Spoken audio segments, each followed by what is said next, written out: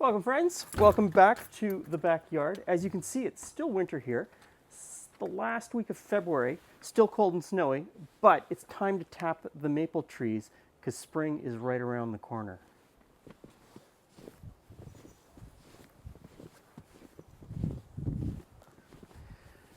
Okay, so the eagle-eyed among you are going to say that's not a sugar maple, that's a Norway maple, and you would be correct. It is a Norway maple, but you still can get maple syrup from all of the maples. You just need to collect more sap to get the same amount of sugar. You can also tap walnut trees, cherry trees, butternut trees. Almost all of the fruit-bearing trees will give you a sweet, sugary sap. Even birch trees give a great sugary sap. The next thing I want to do is drill my hole. There's a lot of old guy knowledge that tells you need to drill your hole below a big branch or above a big root and always on the south side of the tree. None of that is true. You can tap the tree wherever you want. The only thing to bear in mind is never tap the tree in the same place twice. So I've got my drill and I'm going to drill it right here because I think that looks pretty good.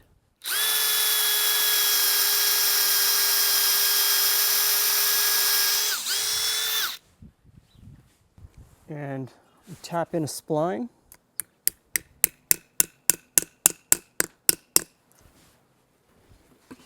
Put on a bucket just like that, and these have lids. So the lid goes on just like that. And that's it. So I've got 4 more trees in the yard that I want to tap. These buckets will hang here for probably another week before we get into that springtime temperature range and the trees start producing sap. Ideally, you want it to be -5 or colder at night and +5 or warmer during the day, and those are Celsius. So as soon as they start producing sap, we'll come on back and empty and start boiling.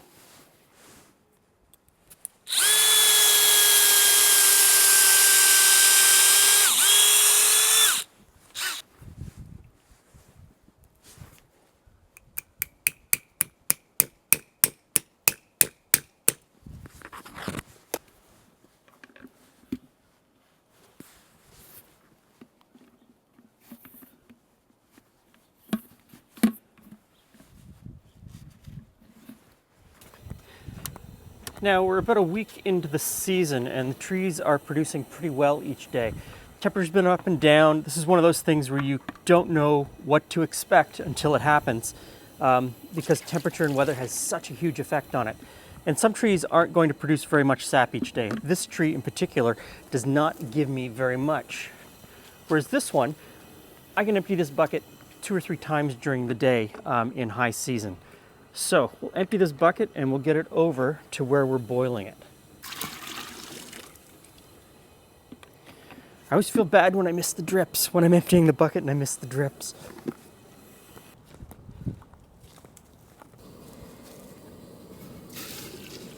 Now, I don't have any special equipment. I'm just using a giant stock pot on a propane burner out in the backyard. You can get all fancy and get all kinds of evaporators and different things like that, but I'm only tapping 5 trees. I don't have a lot of sap. And in fact, I have so little sap each day, and some days I don't get any, that I don't boil it all the way out to syrup every day. I will start out and boil it down, concentrate it by about half, and then stick that in a keg fridge down in the basement in the brewery. And then each day just add a little bit more of the tree sap to it, boil it down a little bit more, and then just keep boiling it until we reach a point in the season where I'm getting enough sap every day that I can almost boil it all the way down. And we've sort of reached that point now. We're at about 8 degrees Celsius outside. I'm gonna get a lot of sap today.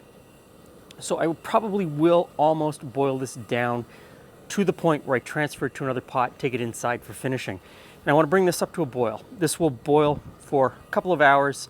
The temperature you're looking for is around 219 degrees Fahrenheit for it to be syrup completely. When I get to about 215 degrees Fahrenheit, I switch it into another pot, take it inside, and finish it. Now, in this pot, I have 4.5 liters of boiled down sap. This is all the sap that we collected in the first 8 days that we were able to get sap. And there was about a week in there after the sap started flowing where it stopped flowing because the temperature dropped below zero and it got really cold again. So there was no sap for about a week, and then we got some more sap. So this is what's left from the first 8 days. I've boiled it down outside. I've now brought it inside because from this point forward, we really need to keep an eye on it. We need to be careful with our temperatures. We need to be careful with testing it for sugar content. I've got it right now at 216 degrees Fahrenheit. This is when I'm going to filter it for the first time. So I have this cone filter in a smaller pot, and we're just going to filter it through. Now, what we're filtering out is often called sugar sand or niter. It's just coagulated minerals that are in the tree. And as you boil it, these things sort of congregate together. And they make the syrup cloudy, so you want to get rid of them. And this is just the first filter. We will filter it again before bottling. And so this filtering step could take a while. Don't force it. Just keep pouring it in and letting it filter through. Now I'm going to bring this back up to a boil. Like I said, it was about 216, 217 degrees. I want to get it to 219 degrees Fahrenheit.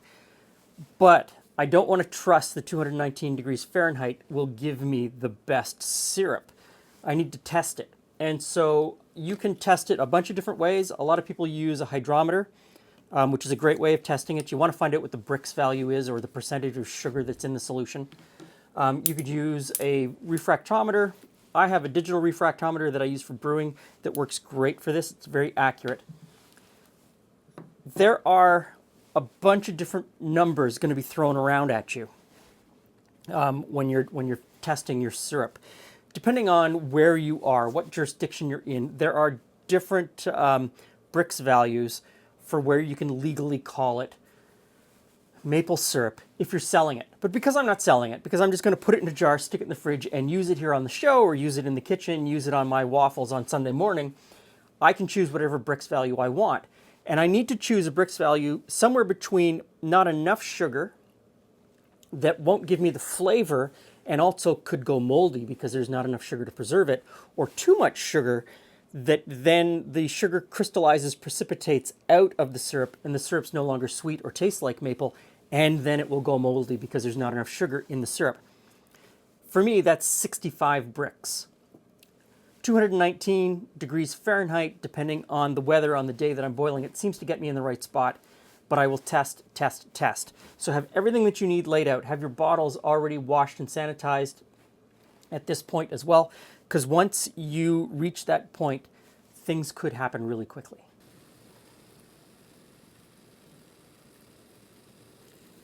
Now, as it's boiling from this point forward, I'm very careful and I check my gravity often because I don't want to overshoot.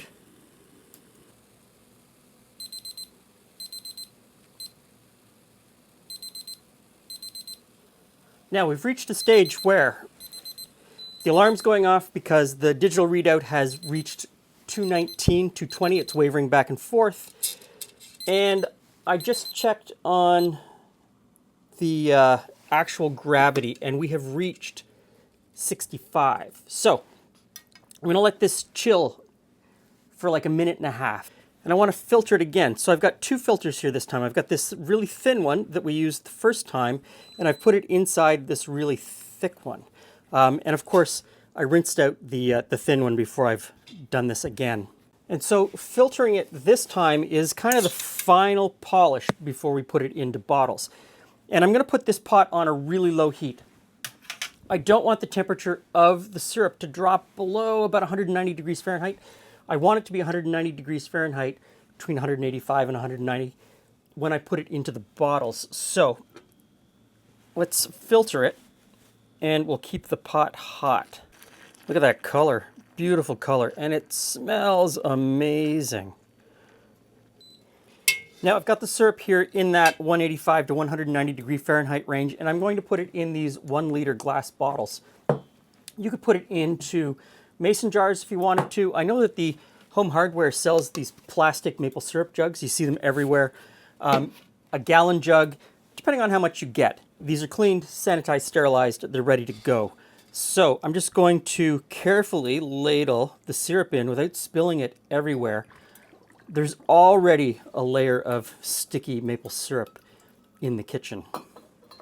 And when you're keeping the pot hot the second time, don't let it boil, because if it boils after you've filtered it, you're just going to build more of that sugar sand or niter in the bottom of the pot, and you definitely don't want that.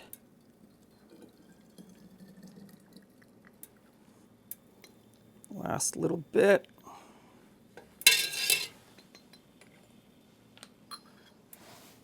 Put the lid on. This jar is incredibly hot, so put on a mitt. I'm just going to turn it over, turn it back, and set it aside. And we'll see how much we get in this second one. Now, I'm only about halfway through the season at this point. There will be more sap to boil down, so I'm not sure how much more I'm going to get. But I'm going to get about 1.5 liters, I think, out of the first 8 days, which isn't great, but that's what happens. You can't control the weather. It's a natural product. So let me finish this off. I'm going to finish boiling over the next 1.5 weeks or so, and then we'll come back in a moment for a tasting.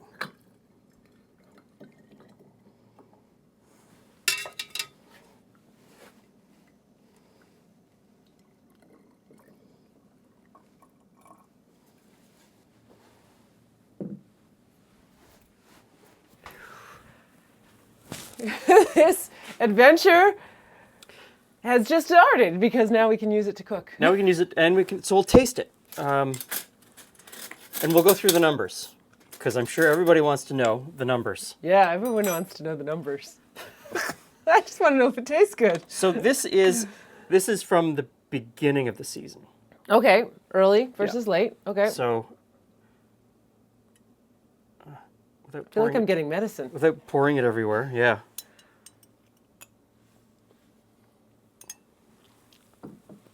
Nice texture. Silky smooth. Smooth and sweet. But it's interesting because it has a woody flavor to it. Like it has a more earthy tone to it than... It's slightly different than the syrup we would normally get. And that's down to it being from a Norway maple. It's a You different still trait. know you still know that it's maple. You still say, "Oh, that's maple syrup." But it has a slightly different flavor. So this is from the later. This is the darker, later season. Yeah. Okay. And it is slightly darker. Oh, Oh, it's really creamy. Look at the joy. that's really good. I can see, like thinking, I can see this little joy dance going on over here. Okay, so this is from the beginning of the season. That we collected 66 liters of sap, and we got 1.5 liters of syrup. So that's 44 to 1. So you need to collect 44 liters of sap out of the tree to get 1 liter of syrup. And for maple, from sugar maples, it's a lot less. I think it's like 30 to 1 or 20 to 1 or something like that. Anyway, 40, I'm sure 40 to it'll 1? all be down in the description. Is it 40 to 1? I believe so. The later in the season, we collected 90 liters of sap, and we got 1 3/4 liters of syrup. We actually collected more than 90 liters. There was an unwatched pot accident. There was an unwashed pot, and I'm in all seriousness, when you get down to the point of you're in that final home stretch, don't walk away, don't look away, really concentrate on it, because I looked away for like 5 minutes to play with the cat, and I looked back and it was completely burnt. Conveniently, you were working outside. I was outside, and complete disaster. So this is the Our standard. Standard, You've yeah. seen this one before. This jug of maple. And so we're syrup. just going to taste. It's been in the fridge, so it's a little thicker. Definitely darker. It is definitely darker.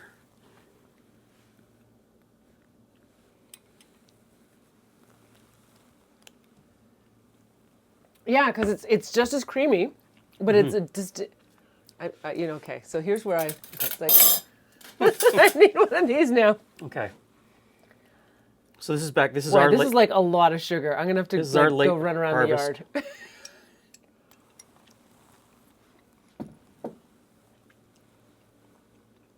You know what? It's a lot closer than I thought. Yeah, but distinctly still not the same. Yeah.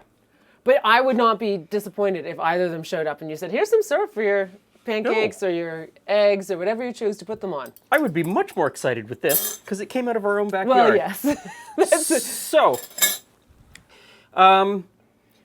we used 2 cans of propane, and it's $16 a refill. So we used $32 Canadian of propane to do this.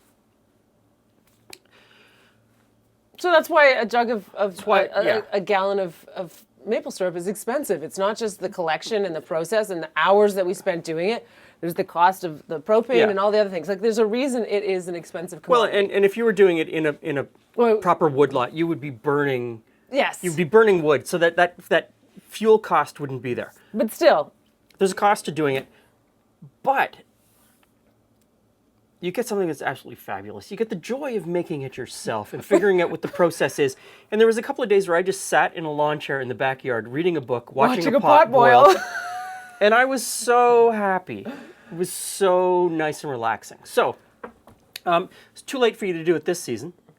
But next season, maybe give it a try. And don't worry about what trees you've got in your backyard. Even if you have birch trees, you can do this. Thanks for stopping by. See you again soon.